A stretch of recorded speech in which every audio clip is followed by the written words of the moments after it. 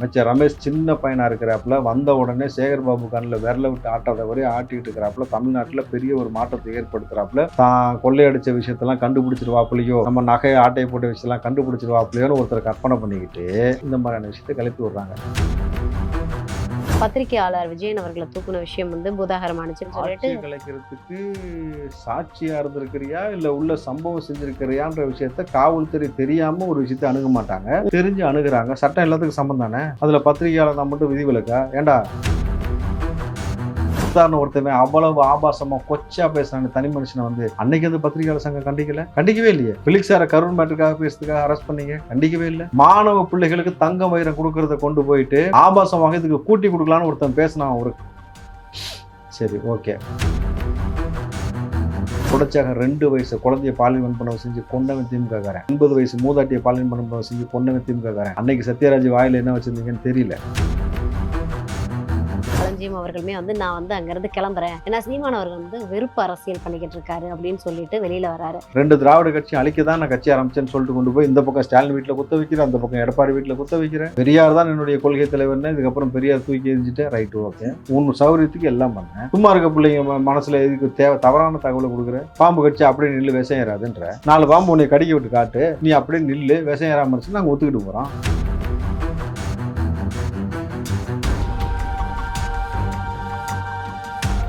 Credit card over டியூவா, multiple EMI ஸ்ட்ரெஸ்ஸா? இனி ஒரே இஎம்ஐல ஈஸியா மேனேஜ் பண்ணலாம். Power of one EMI. நீங்க சொன்ன மாதிரி பழனி விவகாரத்தை பெரிய பூதாகரமாக்குனது திமுக தான் சார். ஏன்னா இதுல அமைச்சர் திமுக பிஜேபி ஓகே, ஏன்னா இதுல அமைச்சர் ரமேஷ் சார் தான் தொடர்ந்து எல்லா இடத்துலயுமே போர்ட்ரேட் பண்ணிட்டு இருந்தாங்க. இப்ப பாத்தீங்க அப்படின்னா கடந்த 2 நாளைக்கு முன்னாடி பாத்தீங்க அப்படின்னா தொடர்ந்து இதுல திமுகவுக்கு தான் மெயினா திமுக தான் இதுக்கு பின்னாடி செயல்பட்டு இருக்குது. நிறைய திமுக செயலாளர்கள் இதுல மாட்டிருக்காங்க. திருட்டுத்தனம் அயோக்கியத்தனம் ஒருத்தன் பண்றனால திமுக சம்மந்தப்படாம இருக்காதுமா. அதுவும் இங்க இருக்கக்கூடிய அமைச்சர்கள் மீது இந்த மாதிரி அபாண்ட பழி. அமைச்சர் ரமேஷ் சின்ன பையனா இருக்கிறாப்புல வந்த உடனே சேகர் பாபு கண்ணில் விரல விட்டு ஆட்டாத வரையும் ஆட்டிட்டு இருக்கிறாப்புல தமிழ்நாட்டில் பெரிய ஒரு மாற்றத்தை ஏற்படுத்துறாப்புல தான் கொள்ளையடிச்ச விஷயத்தெல்லாம் கண்டுபிடிச்சிருவாப்புலையோ நம்ம நகை ஆட்டையை போட்ட விஷயத்தெல்லாம் கண்டுபிடிச்சிருவாப்புலையோன்னு ஒருத்தர் கற்பனை பண்ணிக்கிட்டு இந்த மாதிரியான விஷயத்தை கிளப்பி விடுறாங்க. மாட்டினா அவர் என்ன செய்வார்?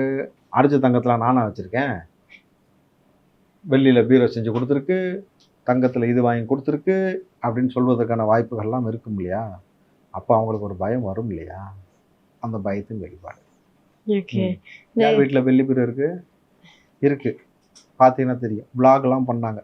இப்போ இந்த பள்ளி விவகாரத்தில் தொடர்ந்து ரமேஷ் சாரை போர்ட்ரேட் பண்ணாங்க அப்படின்றது தெரியுது. தாவேக எம்எல்ஏக்களை விலைக்கு வாங்கக்கூடிய விவகாரம் இருக்குல்ல சார், இதுலையுமே நிறைய விஷயங்கள் நடந்திருக்குது. இதுல நீங்க பத்திரிகையாளர் விஜயன் அவர்களை தூக்குன விஷயம் பூதாகரமானுச்சு கடந்த 1 வாரமா. புரியலையே. ஆமா சார், அவரை அரெஸ்ட் பண்ணிட்டாங்க. 3 நாளா எங்க வச்சிருக்காங்கன்னே தெரியல.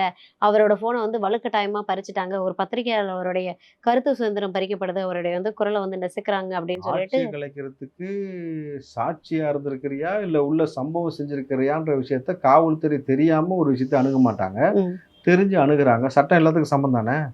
அதுல பத்திரிகையாளர் நான் மட்டும் விதிவிலக்கா? ஏண்டா இந்த திமுக காரனு கேட்குறேன், 2 ஊடகங்களை கடத்தி கொண்டு போய் வச்சு திமுக எம்எல்ஏ அடிச்சான், ஞாபகம் இருக்குங்களா? பழனி, அதே பழனி மேட்டர் தான். இங்கே பழனி தான் சுற்றி வருதா உங்களுக்கு? பழனி முருகனுக்கு சோதனை கனிம வளத்தை அந்த அடிக்கக்கூடிய கொள்ளையை பற்றி வெளியிட்ட நபர்கள் கடத்தி கொண்டு போய் அடிச்சான். அன்னைக்கு ஒரு திமுக காரனுக்கு கொந்தளிக்கல, ஒரு ஊடகக்காரனுக்கு கொந்தளிக்கல. யூடியூப் சங்கம் வச்சுட்டு ஒருத்தன் உட்காந்து பத்திரிகையாளர்கள் யூடியூப் சங்கமா பத்திரிகையாளர் சங்கமும் கண்டனம் தெரிவிச்சது சார்.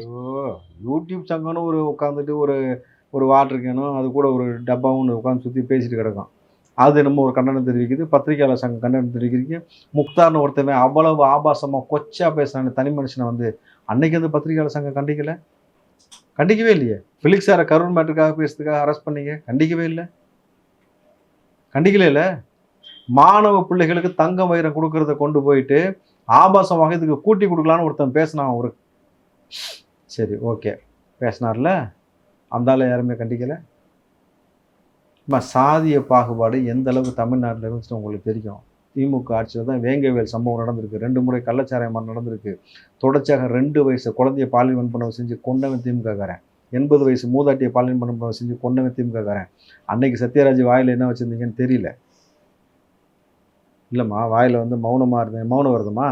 மௌன விரதம் இருந்தீங்களா, என்ன வச்சுருந்தீங்கன்னு உங்களுக்கு தெரியலன்ற, இன்றைக்கி கட்டப்பா குட்டப்பான்னு உட்காந்து வெளியே உட்காந்து பேசிட்டு உட்காந்துருக்கிற இன்றைக்கி இருக்கக்கூடிய நபர்கள்லாம் வீரவசனம் பேசி பொங்குறீங்கல்ல, சட்டத்தின் பரிகாரம் அந்த கடமையை அவங்க செஞ்சுருக்கிறாங்க.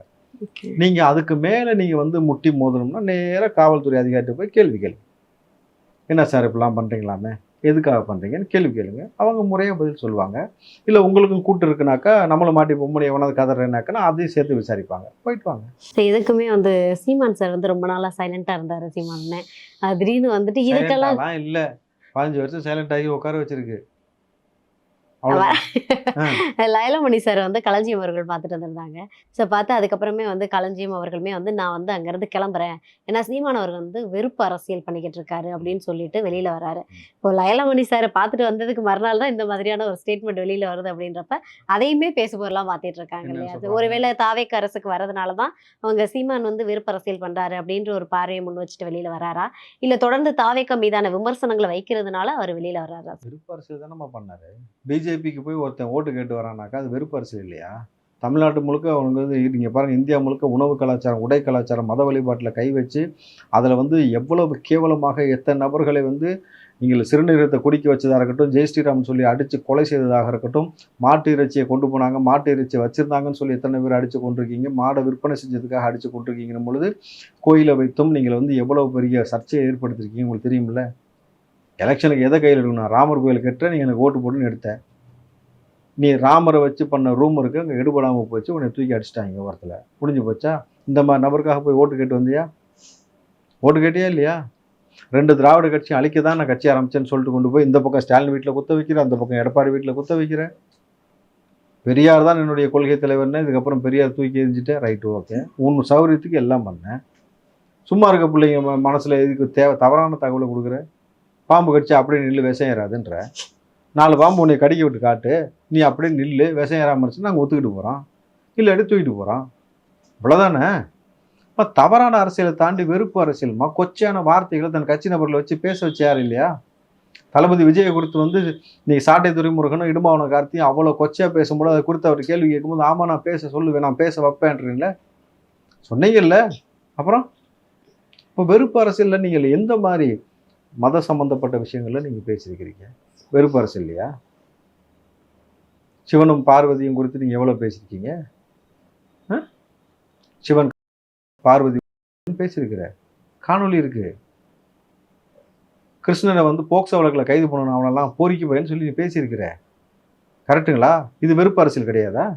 அப்புறம் கிருஷ்ணனை கைது போகிறதுக்கு முன்னாடி இப்போ இருக்க யாரை கைது பண்ணணும்னா யாரை சொல்லுவாங்க? நான் கூட ஒரு இதெல்லாம் பார்த்தேன், ஒரு கண்டன் பார்த்தேன். நல்ல வேலைக்கு நீ இந்த அக்காவை ஏமாத்தலை, இந்த அக்காவை மட்டும் ஏமாத்திட்டியோ உன்னை அந்த அக்காவே செஞ்சுருக்கும்னாங்க. இல்லை அப்படிலாம் ஒரு இதெல்லாம் பார்த்தேன். நான் இவரை சொல்ல பொதுவாக ஒரு விஷயம் பார்த்தேன். அதை அந்த அக்கானு யோசிச்சுட்டு இருக்கேன் சார், வேற ஒன்றும் இல்லை. சரி, ஓகே சார். நம்ம அரசியலாக நிறைய விஷயங்கள் பேசிட்டு இருக்கோம் இல்லையா? இப்போ வந்து எல்லாருமே ஒரு விஷயத்த வந்து பயங்கரமாக ட்ரோல் பண்ணாங்க. என்ன அப்படின்னா, நிறைய தாவேக்கால இருக்கவங்களா இருக்கட்டும், இல்லை விஜய் சார் ரசிகர்களாக இருந்தவங்களா இருக்கட்டும், எல்லாருக்குமே ஒரு ஆசை இருந்தது. ஜனநாயகன் படம் வந்து எலெக்ஷனுக்கு முன்னாடி வந்துச்சு அப்படின்னா நடிகர் விஜய், தளபதி விஜய்னு இருக்கும். இதே எலெக்ஷனுக்கு அப்புறம் வந்தது அப்படின்னா முதலமைச்சர் விஜய் அவர்கள் அப்படின்னு இருக்கும் அப்படின்னு சொல்லிட்டு அப்போ எல்லாரும் பயங்கரமாக ட்ரோல் பண்ணாங்க. இவங்களுக்கு வந்து கனவு காண்றேன், ஒரு அளவு கனவு காணுங்க, ஒரு நியாயம் வேண்டாமா அப்படின்னு சொல்லிட்டு. பட் சொன்ன விஷயம் இன்னைக்கு வந்து நிதர்சனமாயிருக்கு. அதை அது ஒருத்தர் சொல்லலமா, ஆமா, கோடிக்கணக்கில் அதை சொன்னாங்க. யாருமே எக்ஸ்பெக்ட் பண்ணாம சொன்ன ஒரு விஷயம். அப்போ வந்து மக்களுடைய அந்த வார்த்தைக்கு உயிர் இருக்குன்னு சொல்லுவாங்க இல்லையா? அந்த வார்த்தைக்கு உயிரோட்டம் இருக்கு, வார்த்தைக்கு உயிர் இருக்குன்னு சொல்லுது போல மக்கள் விரும்பியது இன்னைக்கு நடக்குது. நிச்சயமாக அதான் டைட்டில் கார்டுன்னு சொல்லியாச்சு. முதலமைச்சர் திரு ஜோசப் விஜய் நடிக்கும் அப்படின்னா வருமே டைட்டில் கார்டுன்னும் பொழுது திருவிழா கோலம். அது வந்து உண்மையாலுமே திருவிழா கோலம். இன்னும் சொல்ல போனா அமைச்சர் போய் லீவ் கேட்டிருக்காரு, விக்னேஷ் சார் லீவ் கேட்டிருக்காரு. ஒரு 3 மணி நேரம் எனக்கு வந்து நான் பொறுப்பெல்லாம் கொஞ்சம் ஓரமா ஒதுக்கி வச்சுக்கிறேன். நமக்கு தெரிந்த பிள்ளைகள்லாம் போயிட்டு காலேஜில் அங்கங்கே வேலை செய்கிற இடத்துல லீவ் கேட்டிருக்காங்க. ஏன்னா என்னடான்னு கேட்டாக்கா நாங்கள் குலதெய்வம் கோயிலுக்கு போகிறோன்னு இருக்காங்க. இல்லை, குலதெய்வத்தை பார்க்க போகிறோன்ற குலதெய்வம் கோயிலுக்கு போகிறனாலே அதான அர்த்தம். ஓகேங்களா? அப்போ வந்து இன்றைக்கு இத்தனை நபர்களை வாழ வைக்கக்கூடிய நபரை தான் நம்ம மக்கள் வந்து போற்றுவார்கள். நீங்கள் எல்லாத்தையும் அழிச்சிங்க, இவர் எல்லாத்துக்கும் வந்து வாழ வைக்கிறார். ரெண்டுக்கும் வித்தியாசம் இருக்குல்ல. கண்டிப்பா. அப்போ 2வது விஷயம், திரும்ப அப்படி ஒரு சம்பவம் நடக்கணும்னு ஆசைப்படுறோம். பட் அது நடக்குமா நடக்காதான்னு தெரியாது. ஏன்னா ஒன் லாஸ்ட் டைம்ட்டாங்க. ஸோ இதை வந்து ஸ்க்ரீன்ல தளபதியை மறுபடியும் பார்க்கக்கூடிய வாய்ப்பு இனி வந்து கிடைக்கவே கிடைக்காது. இவங்க வந்து இதுலயும் சதி செஞ்சாங்க. படத்தை தூக்கி ரிலீஸ் பண்ணி விட்டு கொஞ்சம் நெஞ்ச பிரஷரா எல்லா வேலையும் செஞ்சது மட்டும் இல்லாம அந்த படத்தை லீக் பண்ண வச்சு என்ன செஞ்சாலும் போடா ஈவன்ட்டு மக்கள் அன்னைக்கு போய் நிக்க தான் போறாங்க. கண்டிப்பா சார். நாளா இன்னைக்கு எத்தனை இடத்துக்கு போறதுன்னு தெரியல. எல்லா இடத்துலயும் அழைப்பு வந்திருக்கு. ஃபர்ஸ்ட் ஒரு இடத்துல, செகண்ட்ஸ் ஒரு இடத்துல அப்படின்னு போயிட்டே இருக்க வேண்டியதான். அன்றைக்கி வந்து எல்லா இடத்துக்கும் போகிறோம். அந்த கொண்டாட்டத்தில், அந்த மகிழ்ச்சியான தருணத்தில் கலந்துக்க போகிறோம். இது வாழ்க்கையில் ஒரு என்டர்டெயின்மெண்ட். தளபதியை வந்து இப்படி பார்க்கக்கூடிய ஒரு விஷயம், அவ்வளோதான்.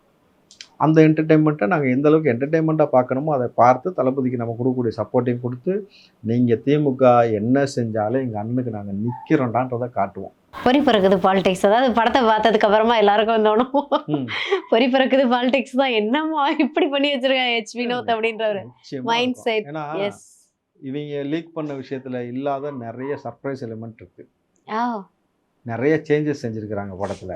நிறைய விஷயங்கள் வரப்போகுது. ஸோ அதெல்லாம் வந்து இன்னும் நிறைய புதுமையிலான நிறைய எலிமெண்ட்ஸ்லாம் உள்ள ஆட் பண்ணியிருக்கிறாங்கன்னும் பொழுது வெயிட் அண்ட் வாட்ச். எனக்கு ஏன்னா ட்ரெயிலர்லாம் நான் பார்த்தேன். ஏன்னா அரசியல் மக்கள் சேவை பண்றதுக்கு வாங்கடான்னா கொள்ளையடிக்கிறதுக்கு வர்றீங்க அப்படின்னு சொல்லிட்டு. ஸோ அதை இன்னைக்கு வந்து எப்படி சொல்றது, லைவா எல்லாரும் பார்த்துட்டு இருக்காங்க. லைவா பார்க்கும்பொழுது யாரெல்லாம் வந்து நெஞ்ச பிடிச்சிட்டு படுத்து கிடக்குறான், அந்த மாதிரி கூட சீன் மாத்திருக்கலாம். மயக்கம் வருதுன்னு சொல்ற காட்சிகள் வச்சிருக்கலாம். படிச்சு சொன்னு கேட்டுட்டு டெய்லி கையெழுத்து போடுற காட்சிலாம் வச்சிருக்கலாம். டெய்லி கையெழுத்து போட வரலையே. டெய்லி கையெழுத்து போட வரலையே. இல்ல பர்மனண்டா உள்ள வச்சுட்டு டெய்லி கையெழுத்து போட தேவையில்லையா? என்ன சார் ஆச்சு? இப்போ கரூர் வழக்குல அவர் பேர் இல்ல, ஆனா வந்து இந்த எம்எல்ஏக்களை தூக்குன வழக்குல வந்து அவர் இருக்கிறாரு அப்படின்ற ஒரு விஷயம் வந்துருச்சுல்ல. ஆனா காலையில மாலையில வந்து கையெழுத்து போடணும்னு சொல்லிட்டாங்க. ஏன் அவர் வரவே இல்லை? வரலன்னா உள்ள போக ஆசைப்படுறான்னு அர்த்தம். சட்டம் தன் கடமையை செய்யும். இல்ல உள்ள போக ஆசைப்படுறாரா? ஒருவேளை வந்தா உள்ள தூக்கி வச்சிருவீங்கன்ற பயத்துல வராம இருக்காரா? எங்கம்மா போக முடியும்? சுத்தி போன ஸ்டாலின் வீட்டுல போய் குத்து வச்சு உட்காந்துருக்கணும், அவ்வளவுதானே. வேற எங்கேயும் போக முடியாது. ஆனால் அந்த ஸ்டாலின் அவர்கள் தான் சொன்னாங்க, இதெல்லாம் ஒரு ஆள், இவரெல்லாம் ஒரு ஆளுன்ட்டு, இது கெட்ட கேடுக்கு இவர் கெட்ட கேடுக்கு சிஎம் லிஸ்ட்டில் இவர் பேர்லாம் இருக்குது அப்படின்னு ஸ்டாலின் சொன்னார். யாராவது செந்தில் பாலாஜி. சரி, ஜெயலலிதா அம்மையார் ஜெயிலுக்கு போன பிறகு யார் அடுத்த சிஎம்ஐ கொண்டு வரலான்னு போது இது இவர் கெட்ட கேடுக்கு இவர் பேர்லாம் அந்த லிஸ்ட்டில் இருந்துச்சுன்னு சொல்லி பேசினால தான் அவர் அந்த டிக்கெட்டு அந்த மிஷின் வாங்குறதுல ஊழல் பண்ணதை நான் தான் கண்டுபிடிச்சேன்னு சொல்லி சொன்ன ஆள் தான் ஸ்டாலின் அவர்கள். அவர் தான் இன்றைக்கி பாட்டிலுக்கு 10 ரூபா வாங்கி கொடுத்தோன்னே கம்பெனி வந்து பார்ட்னர்ஷிப் போட்டு அமைதியாக உட்காந்துருக்காங்கன்னு மக்கள் குற்றச்சாட்டு சொல்கிறாங்க. பாப்போம், தன் கடமை செய்யுமா சட்டம் வந்து விரைவாக செய்யும். ஓகே, இப்போ அப்படியே செந்தில் பாலாஜி கரூர் கம்பெனிக்காரர் வரைக்கும் போயிட்டீங்க சார். இப்போ எனக்கு என்ன கேள்வினா, கரூர் கம்பெனிக்காரர் மட்டும் இதில் வந்து இன்வால்வ் ஆகிருப்பாரான்றது ஒரு பெரிய கொஸ்டின் மார்க். அடுத்தடுத்து யாராவது பெரிய முதலைகள் அதில் இன்வால்வ் ஆகிருக்குமா? அதையும் பிடிக்கிறதுக்கு அரெஸ்ட் வாரண்ட்டுக்கு போகிறதுக்கான வாய்ப்புகள் இருக்கா? இல்லை, கரூர் கம்பெனி மட்டும் கிடையாதுமா.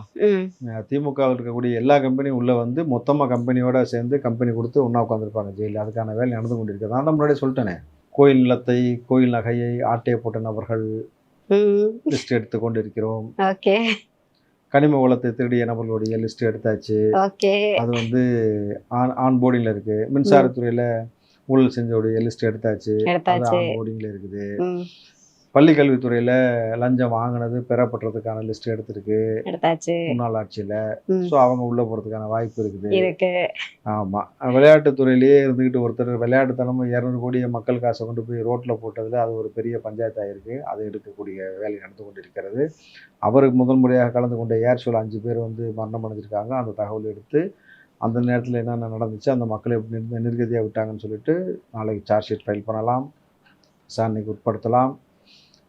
துபாய்க்கு போயிட்டு பல ஆயிரம் கோடி முதலீடு வந்திருக்குன்னு சொல்லிட்டு இங்கே வந்து பார்த்தாக்கா அரசாங்க கஜானால காசு இல்லாமல் 10 லட்சம் கோடின்னு சொல்லிட்டு வெளியில் போனாங்க. விசாரித்து பார்த்தா 13 லட்சம் கோடி அப்படின்னும் பொழுது அந்த காசெல்லாம் எங்கே போச்சுன்னு சொல்லி விசாரணை நடத்தும் பொழுது யார் மாட்டுவா? முக்கியமான வளர்ந்துகிட்டது மாட்டோம். பொறுப்பேற்றுக்கிட்ட முதலமைச்சராக முன்னாள் முதலமைச்சராக ஸ்டாலின் அவர்களையும் விசாரணைக்கு உட்படுத்துவதற்கான வாய்ப்புகள் இருக்குன்னு சட்ட வல்லுநர்கள் சொல்கிறாங்க. நான் சொல்லலாமா? ஸோ அதுக்கு ஏற்ற போல எல்லா விஷயமும் நடந்துகிட்டு இருக்கிற பொழுது வெயிட் பண்ணி பார்ப்போம். ஓகே, இப்போதான் ஞாபகத்துக்கு வருது, முன்னாள் சிஎம் வந்து எதுக்கு சாத்தானின் ஆட்சி நடைபெறுதுன்னு சொன்னார். சாத்தான்களுக்கான ஆட்சி நடைபெறுது போல. சாத்தான்களை ஒட்டுமொத்தமாக அடக்குவதற்கு ரெடி ஆயிட்டீங்க Master வெயிட்டிங்ன்ற மாதிரி. மாஸ்டர் வந்திருக்காருல்ல, கண்டிப்பா அதுக்கு ஏத்த மாதிரி எல்லாமே ஓகே சார், சூப்பர். ஜனநாயகன் படம் பார்த்துட்டு மறுபடியும் ஒரு மீட்ல சந்திக்கிறேன். ஜனநாயகன் படத்தை பார்த்துட்டு இல்ல, ஜனநாயகன் படத்தை கொண்டாடிட்டு ஓகே. எல்லா மக்களும் இருக்கக்கூடிய காட்சியும் நீங்கள் எடுத்து போடுங்க. மக்கள்கிட்ட போயிட்டு கேளுங்க. அதே சந்தர்ப்பத்துல இப்ப நடக்கக்கூடிய ஆட்சியை குறித்து கேளுங்க. கண்டிப்பா சார். எப்படி மக்கள் வந்து தைரியமாக லஞ்சம் இல்லாமல் ஒரு நல்ல ஒரு ஆட்சிக்கு கீழே வந்து நிம்மதியா இருக்கிறாங்கன்றதையும் பாருங்க. மக்கள் வந்து இளைஞர்களை அரசியல்படுத்தியிருக்கிற தளபதினும் பொழுது நாளைக்கு யங்ஸ்டர்ஸ் +1 +2 முடிச்சவன் காலேஜ் முடிச்சவன் வெயிட் பண்ணிட்டு இருக்கான் அடுத்து ஓட்டு போறதுக்கு. எஸ். எஸ். ஸோ அவ்வளவுதான். தளபதி பிஎம் ஆகிறது கன்ஃபார்ம்.